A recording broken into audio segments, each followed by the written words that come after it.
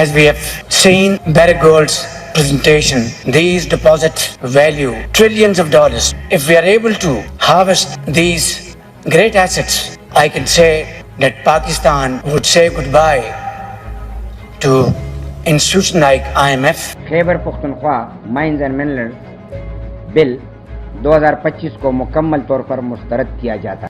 کبھی کبھی پاکستان میں ہونے والی لیجسلیشنز کو، قانون سازیوں کو کرٹیسائز کرنا، ایکسپلین کرنا، کنڈیم کرنا میننگ لیس لگتا ہے، فنی لگتا ہے، مزاحیہ لگتا ہے۔ اس کی وجہ یہ ہے کہ ہمیں اور آپ سب سننے والوں کو یہ معلوم ہے کہ اگر کوئی قانون یہاں پر نہ بھی بنے اور کسی کا دل کر رہا ہو ایک کام کرنے کا جو کہ طاقتور پوزیشن پر ہو تو وہ ہو جائے گا۔ That does not need the force of law. اور اگر کوئی کام نہیں کرنا تو اس پر 10 قانون سازیاں بھی کیوں نہ ہو چکی ہوں، وہ کام پھر بھی نہیں ہوگا۔ لیکن پھر بھی for the sake of informing the public, کیونکہ آج پاکستان کے اندر ایسی صحافت، ایسا جرنلزم، ایسا ایکٹیوزم بہت ہی کم رہ گیا ہے جہاں ایکچوئل ایشوز کی بات ہو رہی ہو، باقی ہر جگہ وہی ہے، Imran Khan, Nawaz Sharif, Zardari, that's it, polarisation, پیٹی پالیٹکس، ریٹورک۔ تو اسی لیے ایک اور مسئلہ جس نے سر اٹھا لیا ہے، ہم نے آج سے کچھ دن پہلے آپ کو انڈس کنال پروجیکٹ کے اوپر ایک ڈیٹیلڈ کامنٹری پرووائڈ کی تھی، جس میں میں نے آپ کو بتایا کہ کیوں سندھ کے اندر احتجاج ہو رہا ہے۔ آج بھی لائرز وہاں پروٹیسٹ کر رہے ہیں، ان کے اوپر ایکشن بھی لیا جاتا ہے، فورس بھی یوز کی جاتی ہے۔ اس کے ساتھ ساتھ آن دا پیرلل ایک اور ایشو کھڑا ہو چکا ہے جس میں صوبوں کو گریونسز موجود ہیں، جس میں شکوک و شبہات موجود ہیں، جس پہ ڈیبیٹ بہت ہی کم ہو رہی ہے لیکن ایشو بہت ہی سیریس ہے، اور وہ ہے mines and mineral amendment act 2025 2025 کا۔ کان کنی کے حوالے سے، اس کے علاوہ جو جواہرات ہیں، جیم سٹونز ہیں، پریشس منرلز ہیں، اور اس کے علاوہ جیم سٹونز ہیں، ان کے حوالے سے قانون میں ترمیم کا ایک ایکٹ لایا گیا بلوچستان کے اندر، خیبر پختونخوا کی اسمبلی کے اندر۔ اس ایکٹ میں کیا لکھا ہوا ہے وہ میں آپ کو بعد میں بتاؤں گا، لیکن یہ سارا معاملہ شروع کہاں سے ہوتا ہے۔ 8 اپریل 2025 کی بات ہے، Pakistan mineral investment forum PMIF 25 کے نام سے ایک ایونٹ کا انعقاد ہوتا ہے اسلام آباد کے اندر، اور اس ایونٹ میں تقریباً 2000 پارٹیسپینٹس موجود ہوتے ہیں۔ 25 کنٹریز کے ڈیلیگیشنز یہاں پر آتے ہیں، جس میں چائنا ہے، سعودی عربیہ ہے، یونائٹڈ کنگڈم ہے، فن لینڈ ہے، ڈنمارک ہے، اور اس کے علاوہ دیگر کنٹریز موجود ہیں، اور بہت سی کمپنیز بھی موجود ہوتی ہیں، فار انسٹنس بیرک گولڈ، ٹھیک ہے، اس کے علاوہ Pakistan petroleum limited, Mari energies, FWO، Reko Diq mining company, یہ ساری کمپنیز کے ڈیلیگیشنز موجود ہوتے ہیں۔ اور اس میں کیا جاتا ہے، کیس اسٹڈی پریزنٹ کی جاتی ہے منرل پروجیکٹ کی، ساتھ ساتھ لائسنسنگ کے حوالے سے، ڈیل میکنگ کے حوالے سے اپرچونٹیز اناؤنس کی جاتی ہیں کہ جو لوگ باہر سے آئے ہیں پاکستان میں اتنی بڑی منرل ویلتھ ہے، ان کو دکھایا جاتا ہے کہ ہمارے پاس کتنے منرلز ہیں، اس کو کس طرح سے ایکسپلائٹ کیا جا سکتا ہے، کیسے میوچولی بینیفیشل اگریمنٹس کیے جا سکتے ہیں جس سے ان کو بھی فائدہ ہو، ہمیں بھی فائدہ ہو۔ اور اس کے علاوہ گلوبل انویسٹرز کی ایک لمبی فہرست تھی، پالیسی لیڈرز موجود تھے۔ شہباز شریف صاحب جو کہ پاکستان کے وزیر اعظم ہیں، وہ اس موقع پہ خطاب کرتے ہیں، کوٹ اینڈ کوٹ کہتے ہیں، these deposits are valued at trillions of dollars, کھربوں ڈالر کے پاکستان کے پاس ریسورسز منرل فارم میں موجود ہیں۔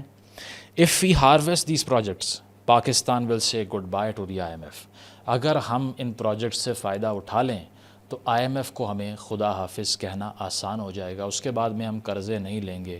اس پہ آپ کو کتنا ٹرسٹ ہے کتنا نہیں مجھے نہیں پتہ، لیکن مجھے انسانی تاریخ میں شاید ہی کوئی ایسا ملک ملا ہو جو کہ ایک مائن بیچ کے امیر ہو گیا ہو۔ افریقہ کے اندر ٹریلینز آف ڈالرز کی ورتھ کے منرلز، نیچرل اور اس کے علاوہ گیس ہو سکتی ہے، آئل ہو سکتا ہے، موجود ہے، بٹ بینکرپٹ ممالک ہیں۔ افغانستان کی سرزمین میں بھی ایسے ہے، ایران میں بھی ایسے ہے۔ دیٹ ٹیلز یو کہ a lot of combination of factors have to come together to make it happen. It is not that simple, but still moving forward. US secretary of the state جو ہیں انہوں نے interest show کیا تھا پاکستان کے minerals میں، اور ساتھ ساتھ اس کانفرنس میں یہ بھی کہا گیا کہ currently 3.2% of the GDP comes from mineral wealth, لیکن اس کو ہم بڑھا بھی سکتے ہیں۔ اب جن منرلز کی بات ہو رہی ہے وہ کون سے ہیں، وہ کہاں پر ہیں، وہ کتنے زیادہ ہیں، ذرا یہ قصہ بھی سن لیجئے۔ منرل ورتھ کے حوالے سے اگر بات کی جائے تو صرف پاکستان میں نہیں، دنیا میں سب سے زیادہ ویلیوڈ خطہ amongst the top most valuable places on earth in terms of mineral wealth is undoubtedly Balochistan. تھوڑا سا میں آپ کو سپرفیشلی اوور ویو دیتا ہوں کہ بلوچستان میں لڑائی کیوں ہوتی ہے, وہاں پر سگنیفیکنس کیا ہے لڑائی کی, اور کور کیا ہے, سینٹر کیا ہے, اور اس کے علاوہ نوکلیس کیا ہے لڑائی کا. وہ اس کی limit less worth of minerals ہے اور نیچرل ریسورسز ہے. اکثر ہم بلوچستان کے مسئلے پر بات کرتے ہوئے یہ بھول جاتے ہیں کہ what are the entities fighting for, because they are fighting for something which is more valuable than you can even think of. Estimated mineral reserves جو بلوچستان کے ہیں ان کو کہا جاتا ہے انڈیپینڈنٹ انویسٹیگیشنز کے مطابق بھی $1 trillion ورتھ منرلز یہاں پر موجود ہیں, $1 کھرب کے قریب. 5.9 بلین ٹن کاپر اور پڑی ہوئی ہے ریکوڈک میں, یعنی کہ تقریباً 6 ارب ٹن کاپر پڑا ہوا ہے. اس کے علاوہ سینڈک کا منصوبہ ہے, دشت قائن کا منصوبہ ہے. 90% پاکستان کا جو کرومائٹ ہے وہ بلوچستان سے آتا ہے. اس کے علاوہ آئرن اور کی بات کی جائے تو 75 سے لے کے 200 ملین ٹن تک ایسٹیمیٹ کیا جاتا ہے کہ یہاں پر آئرن اور موجود ہے, ٹھیک ہے, جس کے لیے پاکستان کریو کر رہا ہے اس وقت, ٹھیک ہے. اس کے ساتھ ساتھ کول کی اگر بات کی جائے, دنیا کے سب سے بڑے ریسورسز میں سے ایک ہے, 200 ملین ٹن کول کا ریزرو ایسٹیمیٹ کیا جاتا ہے. اس کے علاوہ دیگر منرلز جو ہیں جس میں جپسم ہے, لیڈ ہے, ٹنگسٹن ہے, زنک ہے, ماربل ہے, اس سب کے وسیع ریسورسز موجود ہیں مختلف علاقوں میں. میں لمبی فہرست نام لے کر آپ کا ٹائم ضائع نہیں کروں گا, کلیکٹیولی بلوچستان کی بات کرنا چاہ رہا ہوں. اس کے علاوہ پاکستان میں سب سے جو پریشس اور سیمی پریشس سٹونز ہیں جس میں ایمرالڈ آتا ہے, گارنٹس آتے ہیں. گولڈ کی اگر بات کریں تو کچھ ایسٹیمیٹ بتاتے ہیں کہ 42 ملین آؤنسز پڑا ہوا ہے گولڈ وہاں پر. 412 ملین ٹن سینڈک میں موجود ہے. اس کے علاوہ دشت قائن کی اگر میں بات کروں تو وہاں تقریباً 400 ملین ٹن سونا موجود ہے.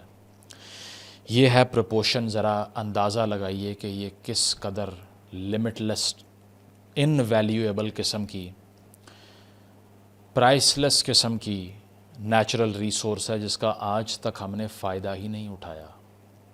بلوچستان میں عوام کے حالات دیکھیے, جہاں پر آدھی سے زیادہ پاپولیشن کو پینے کا صاف پانی میسر نہیں ہے, وہ سونے کے اوپر ننگے پیر چل رہے ہیں, لیکن اس سے ان کو فائدہ کچھ بھی نہیں ہے. اور میں تو ایون کہوں گا پاکستان کو بھی نہیں ہے, کیونکہ ہم وہاں پر پیس ہی نہیں لا سکے کہ اس کو ایکسپلائٹ کر سکیں اور اپنے بھوکے پیٹ جو عوام ہیں ان کا پیٹ بھر سکیں. اس کے ساتھ ساتھ سلفر اگر چاغئی کی بات کروں 50 ملین ٹن ایسٹیمیٹ کیا جاتا ہے پڑا ہوا ہے. سوئی گیس فیلڈ سے تو آپ کو پہلے ہی پتہ ہے کہ پورے پنجاب میں, پورے پاکستان میں گھروں میں جو گیس آتی ہے اس کو لوگ نیچرل گیس نہیں سوئی گیس کہتے ہیں آج بھی. 1953 سے وہاں سے نکل رہی ہے اور ہم اس کا استعمال کر رہے ہیں. اس کے علاوہ ان سارے ریسورسز کی اگر ایسٹیمیشن کی جائے تو اس میں لوکل آن گراؤنڈ پاپولیشن کو کیا ملتا ہے, یا پھر اوور آل اس سے کتنا کو ہم نے فائدہ اٹھا لیا چند شخصیات کے علاوہ, نہ ہونے کے برابر. اب آ جاتے ہیں پختونخوا کے اوپر, کیونکہ یہ دونوں جو امینڈمنٹ ایکٹس لے کر آئے جا رہے ہیں وہ بلوچستان اور پختونخوا سے متعلق ہیں اور کسی پروونس سے متعلق نہیں ہیں.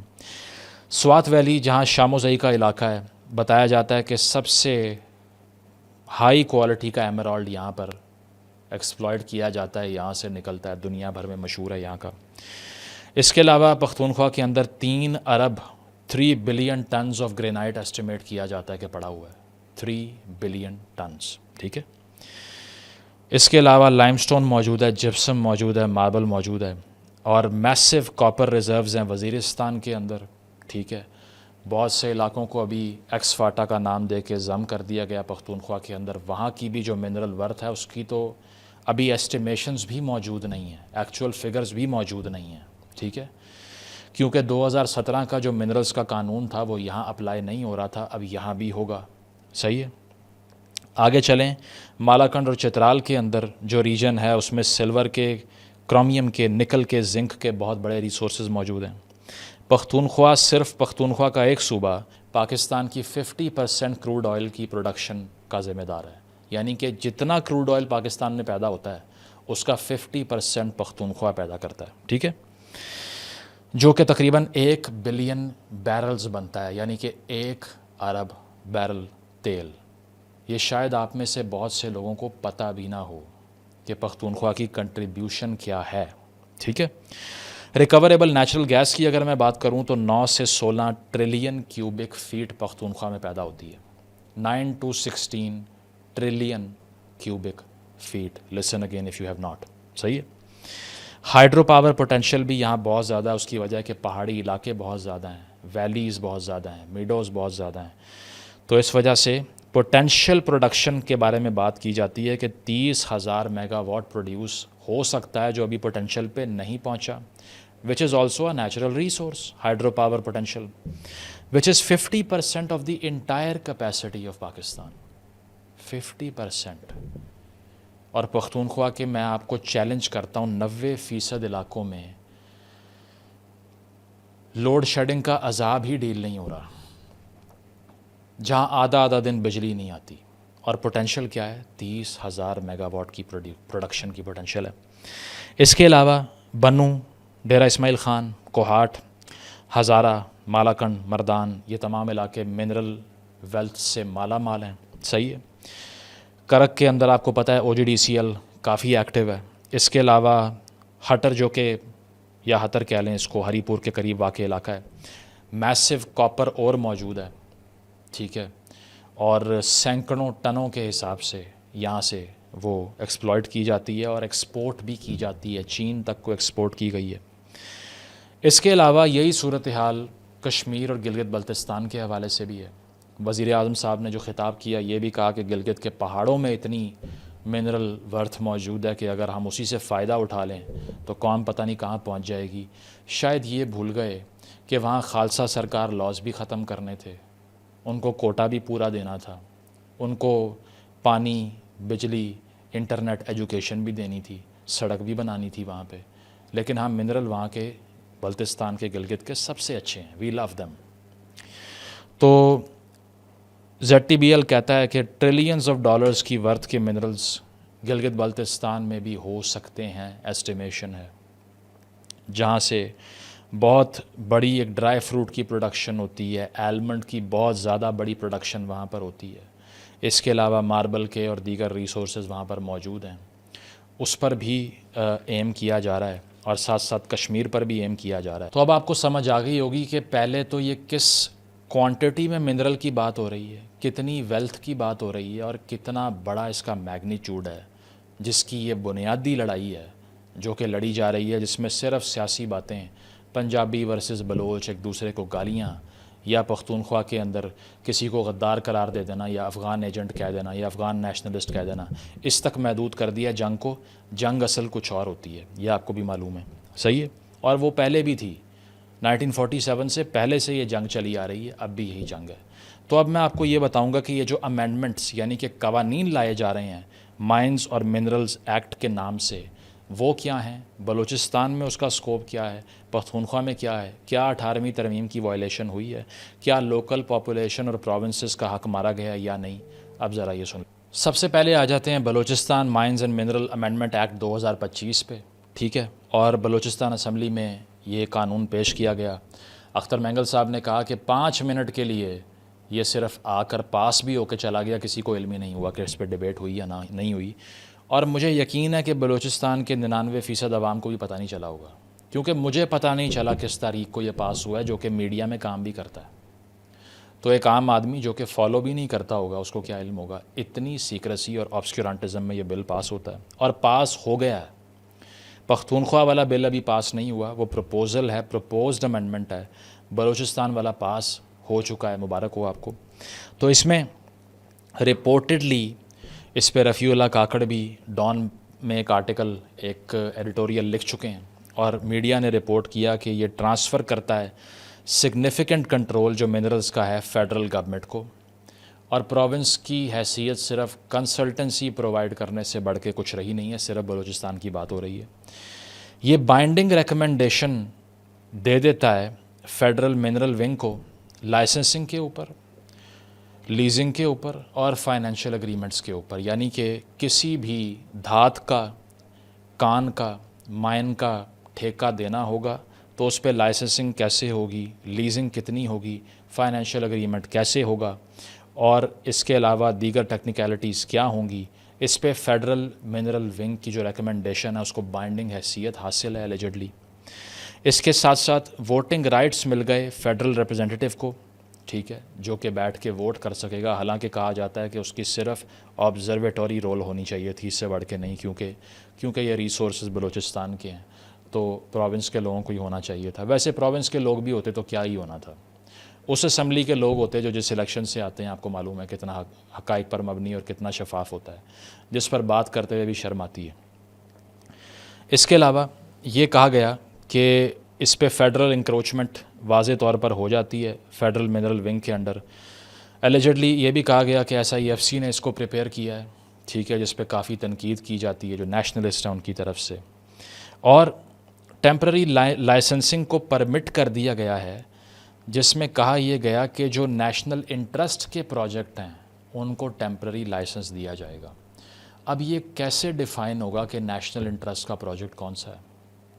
یہ وہی ٹرمینالوجی ہے جو کہ آرٹیکل 19 میں مینشن کی جاتی ہے کانسٹیٹیوشن کے، کہ you have freedom of speech but آپ کو نیشنل انٹرسٹ ہارم نہیں کرنا، پھر آپ جتنا مرضی بولیں۔ اب ہمیں کیا پتہ کہ وہ کون ڈیفائن کرے گا، کیونکہ وہ تو سبجیکٹیو چیز ہے، وہ تو ہر آنے والے اقتدار میں، نئی حکومت میں، نئے سیٹ اپ میں تبدیل ہوتا ہی رہا ہے۔ اگر میری بات کسی کو بری لگی ہے تو مجھ پر نیشنل انٹرسٹ کی وائلیشن کا الزام لگانا کیا مشکل کام ہے؟ یہاں بھی یہ کہا گیا کہ نیشنل انٹرسٹ کے پروجیکٹ کے لیے ٹیمپرری لائسنس پرمٹ ہو گیا ہے، وہ دے سکتے ہیں، ٹھیک ہے۔ اس کے علاوہ منیمل ڈیبیٹ کے ساتھ یہ لاء پاس ہو گیا۔ اس پہ کس نے ڈیبیٹ دیکھی ہے ٹی وی پہ؟ آپ سب میں سے کوئی ہاتھ کھڑا کرے اگر دیکھیے، میں نے تو نہیں دیکھی۔ اس پہ کتنی ڈیلیبریشن، کتنی کانٹیسٹیشن، کتنی برین سٹارمنگ، کتنی مشاورت ہوئی ہے، نہیں پتہ۔ اس کی وجہ یہ ہے کہ فیصلہ پہلے ہوتا ہے، بل بعد میں لکھا جاتا ہے۔ میں وہی آپ سے ویڈیو کے آغاز میں بات کر رہا تھا کہ ان چیزوں پہ بات کرتے ہوئے بھی ہنسی آتی ہے۔ اور اختر مینگل نے کہا 5 منٹ میں بل پاس ہو گیا۔ انہوں نے یہ بھی کہا کہ ایک ڈیل ہوئی ہے پاکستان پیٹرولیم لمیٹڈ کی ریسنٹلی سوئی گیس فیلڈ کو مینیج کرنے کے حوالے سے پروونس کے ساتھ، اس کو بھی کرٹیسائز کیا۔ اب یہ پروونشل گورنمنٹ نے کیا ہے، تو کیا ہم کہہ سکتے ہیں کہ یہ صوبائی اسمبلی سے پوچھے بغیر انہی کے تھرو ہوا؟ ملک میں جو قانون اس وقت چل رہا ہے وہ قومی اسمبلی کے تحت ہی چل رہا ہے۔ اب آپ لڑیں نواز اور عمران اور آپس میں ایک دوسرے کو ماریں اور برا بھلا کہیں اور بوائیکاٹ کریں اور کاروبار کے اور فیملیز کے بوائیکاٹ کریں بیٹھ کے، جو بھی آئے گا ان کرسیوں پہ اس کو یہی کرنا ہے۔ جاب پہلے سے ڈسکرائب ہے، ڈیفائنڈ ہے، یہ آپ میں سے فیصلہ کرنا ہے سب نے کہ ان سب کرسیوں کے اوپر کون سا ایک پپٹ بیٹھنا ہے۔ اگر آپ کا فیوریٹ پپٹ ہے تو پھر ٹھیک ہے، اگر نہیں ہے تھوڑا ڈپریسو ماحول رہے گا، لیکن ہوگا وہی، ہینڈسم آ جائے یا نان ہینڈسم آ جائے۔ اب چلتے ہیں خیبر پختونخوا کے مائنز اور منرل ایکٹ کا جو بل ہے اس کے اوپر۔ تو پختونخوا کے اندر یہ جب امینڈمنٹ ایکٹ لایا جاتا ہے تو اس کے مطابق 2017 کا جو قانون تھا مائنز اور منرل کا، اس کو امینڈ کیا گیا۔ اس کے آبجیکٹیو یہ بتایا گیا کہ یہ انویسٹمنٹ اٹریکٹ کرے گا، انلیگل مائننگ کو روکے گا، اور اس کے علاوہ پروونس کی جو منرل ویلتھ ہے اس کو لیوریج کرے گا تاکہ اکنامک ڈیولپمنٹ ہو سکے۔ میفا جو اتھارٹی ہے، یعنی کہ منرل انویسٹمنٹ فیسیلیٹیشن اتھارٹی، اس کے پہلے 7 ممبرز ہوا کرتے تھے، اب 14 ہو گئے ہیں، اور ایک فیڈرل ریپرزینٹیو بھی اس کا حصہ بن جائے گا، یعنی کہ وفاق کا ایک نمائندہ بھی اس میں شامل ہوگا۔ اب میں پی ٹی آئی کے اندر سے اٹھنے والی آوازوں کو سراہتا ہوں، ان کی تعریف کروں گا میں، اس کی وجہ ہے کہ انہوں نے کچھ پش بیک دیا جس کی وجہ سے اس بل میں موجود کچھ چیزیں بدل گئیں اور یہ پاس نہیں ہوا۔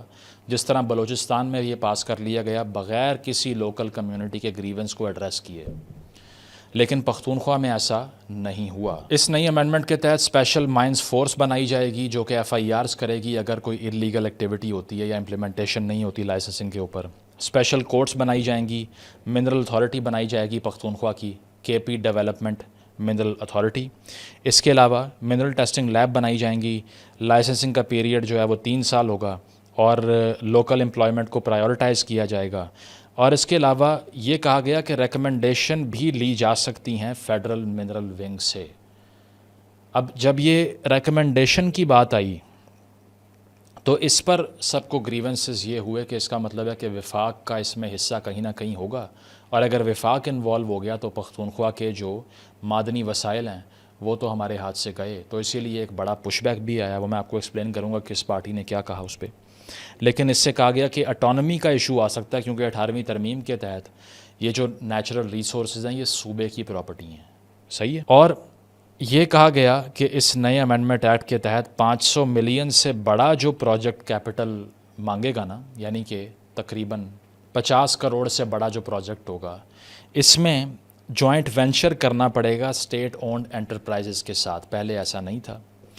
اور اس کے علاوہ کچھ ڈفرینسز جو کہ 2017 اور 25 کے بل میں ہیں، یعنی کہ اس نئے بل میں اور پرانے بل میں، وہ یہ ہے کہ پہلے جو فاٹا کی ڈسٹرکٹس تھیں ان پہ یہ اپلائی نہیں ہو رہا تھا، لیکن اب جو مرج ڈسٹرکٹس ہیں ان کے اوپر بھی اپلائی ہوتا ہے. 7 سے ممبر 14 ہو گئے.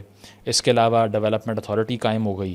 منرل ونگ جو ہے اس کا ایڈوائزری رول آ گیا پرائسنگ پہ، رائلٹی پہ، لائسنسنگ پہ، لیکن فائنل ڈیسیجن صوبے کو ہی دیا گیا ہے اور فیڈرل ریپرزینٹیو ووٹ بھی کر سکے گا. لیکن اس کے اوپر شکوک و شبہات ہیں. بہت سی پارٹیز کو پی ٹی آئی کے اندر سے ریزسٹنس آئی. علیمہ خان صاحبہ نے کہا کہ اس بل کو ابھی پاس نہیں کرنا، خان صاحب سے مشاورت ہوگی.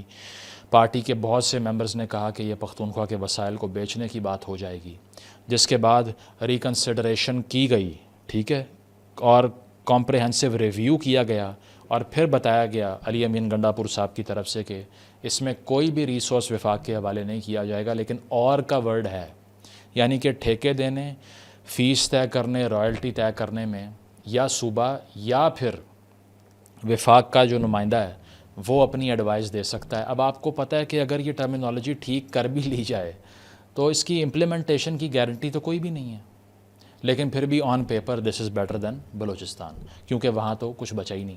اس کے علاوہ یہ بل جو ہے وہ 30 سال کا منرل لیز الاؤ کرتا ہے نان لوکل انویسٹر کو، جس کے اوپر پی ٹی آئی کی طرف سے یہ کہا گیا کہ یہ ہمارے ریسورسز کو باہر کی طرف ٹرانسفر کر دے گا، جو کہ غلط چیز ہو جائے گی.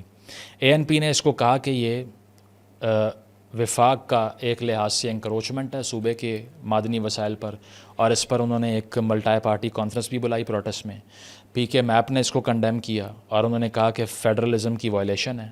پی ٹی ایم کی طرف سے ایک پشتون رسپانس کے نام سے بہت لمبا ایک پیپر جاری کیا گیا، جس میں بڑا اسکالرلی اور بڑا ریڈیکل کرٹیک بھی موجود ہے اس بل کا.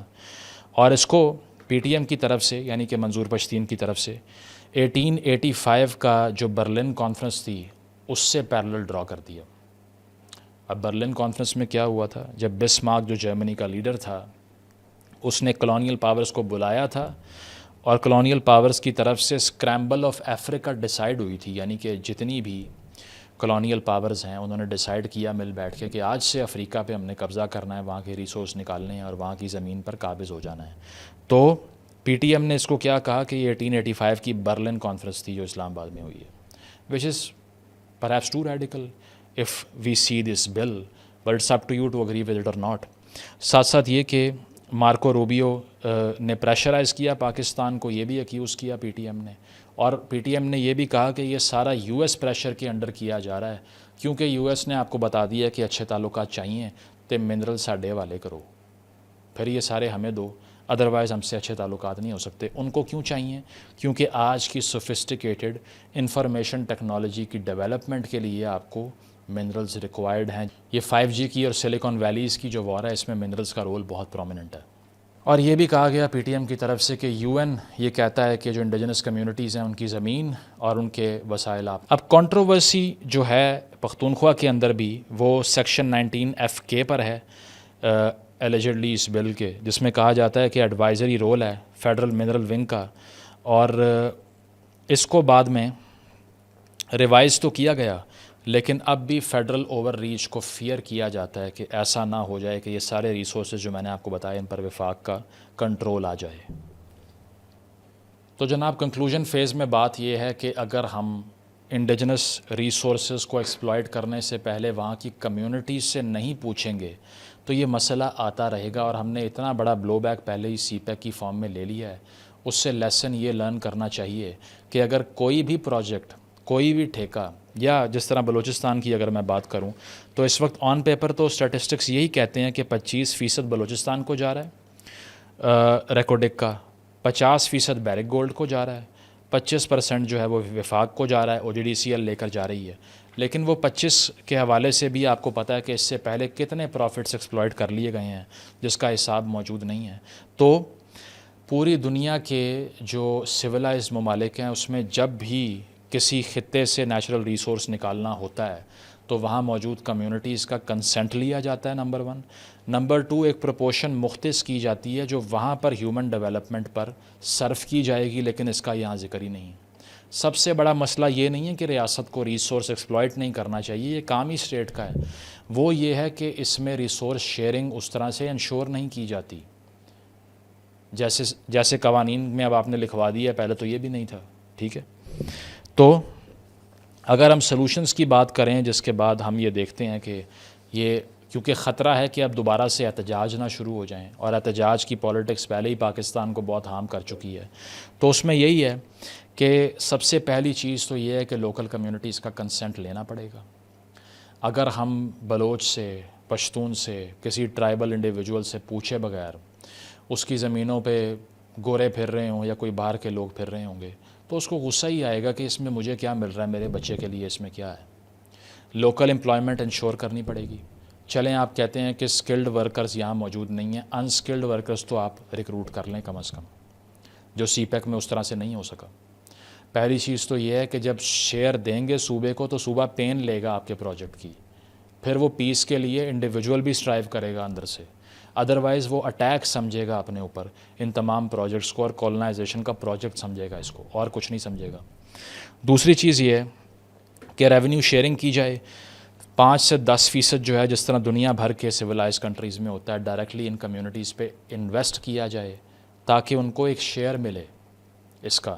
ٹھیک ہے, اس کے بعد آپ یقین کریں کہ اگر کوئی باہر کا ملک آئے یا کوئی بھی آئے, اگر لوکل کمیونٹی کا سٹیک آ جائے نا, لوگ ٹالریٹ کرتے ہیں اس کو. میں نے ساؤتھ پنجاب میں یہ ہوتے ہوئے دیکھا ہے کہ وہاں بہت سے پروجیکٹ مڈل ایسٹرن کنٹریز کی طرف سے شروع کیے گئے ہیں, اگر وہ وہاں پھر بھی رہے ہوں تو لوکل کمیونٹی کو کوئی اعتراض نہیں ہوتا اس پہ, بیکاز دے سے کہ یہاں پر سڑکیں بن گئیں, یہاں اسپتال بن گئے, یہاں کالجز بن گئے ہیں, تو ہمیں کیا ان لوگوں کو رجسٹ کر کے ملے گا.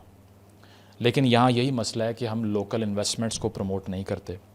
اس کے علاوہ ہمیں کمیونٹی کنسنٹ چاہیے. پیس اور کنسنسس کی بات اگر کرنی ہے تو اس کے بغیر ہو نہیں سکتا, کیونکہ سی پیک کا ایکسپیرینس یہی کہتا ہے کہ ان کمیونٹیز کی کنسلٹیشن اور ان پٹ کے بغیر اگر کچھ ہوگا تو پروجیکٹ کی تکمیل ہونے سے پہلے ہی خطرہ لاحق ہو جاتا ہے. کیسے ہم یہ ٹریلینز آف ڈالرز کی جو باتیں کر رہے ہیں مٹیریلائز کریں گے اگر پیس ہی نہیں ہوگا تو, جو بلوچستان میں ہو رہا ہے. اس کے علاوہ فیڈرل اوور ریچ کو ہمیں محدود یا ختم کرنا پڑے گا, کیونکہ 18ویں ترمیم کی یہ وائلیشن ہے, آپ کو اچھی لگے نہ لگے, لیکن 18ویں ترمیم ہوئی ہی اسی لیے تھی, اور ایک لینڈ مارک ڈیسیژن اسی لیے تھا کہ یہ انٹیگریشن جو صوبوں کی ہے, نیشنل انٹیگریشن, یہ برقرار رہے. ٹاپ ڈاؤن اپروچ کا استعمال بند کرنا پڑے گا. سب سے بڑی چیز یہ ہے کہ آبسکیورانٹزم ختم کرنا پڑے گا. قوانین پر بحث کریں, ان کو پبلسائز کریں, لوگوں کو بتائیں, ان کا کنسنٹ لیں, اور اس کے بعد آپ ڈیسائیڈ کریں کہ آپ نے قانون سازی کیا کرنی ہے, ادروائز یہ ریزسٹنس ختم نہیں ہو سکتی. اور اس کے بعد کنالز پروجیکٹ کے اوپر یا گرین پاکستان انیشیٹو کے اوپر یا مائنز اور منرلز کے اوپر تنقید کرنے والوں کو غداری کے سرٹیفکیٹ نہیں دینے پڑیں گے اگر کام ان سے پوچھ کر ہوگا تو. ٹھیک ہے, اور یہی صورتحال گلگت اور کشمیر کے عوام کے لیے, کیونکہ کمیونٹی کی اور رائٹس موومنٹ کی ویو پورے پاکستان میں چلتی آ رہی ہے. اس کو لمٹ کرنے کے لیے ہمیں یہ ٹرانسپیرنسی انشور کرنی ہے, کیونکہ وہی شہری حقیقی محب وطن ہوگا جس کا سٹیک ہوگا اسٹیٹ کے درمیان. جیمز بالڈون جو کہ سول رائٹس موومنٹ کے ایکٹیوسٹ تھے, رائٹر تھے, انہوں نے ایک بڑی ہسٹورک بات کی تھی. The most dangerous creation of any society is a man who has nothing to loose.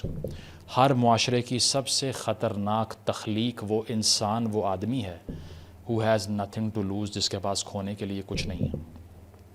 اگر ہم نے ٹرائبل پشتون کو, اگر ہم نے بلوچ کو, اگر ہم نے گلگتی کو, بلتستانی کو, کشمیری کو سٹیک نہ دیا ان تمام پروجیکٹس میں, ویلتھ میں, ریسورسز میں, تو ان کے پاس لوز کرنے کے لیے کچھ بھی نہیں ہوگا جو ان کو ڈینجرس بنا دے گا. اگر آج مجھ سے میرا سب چھین لیا جائے تو پھر میں ہتھیار اٹھاؤں گا, پھر میں جدوجہد کروں گا, اور پھر میں ریزسٹنس کی طرف جاؤں گا جس سے مسائل پیدا ہوں گے. اگر اس گریونس کو ختم کیا جائے ریزسٹنس بھی ختم ہو جائے گی, نیشنل انٹیگریشن بھی انشور ہو جائے گی، اور جس جمہوریت کو آپ تڑپتے ہیں کہ وہ کیوں نہیں آتی، وہ بھی آ جائے گی. Thank you.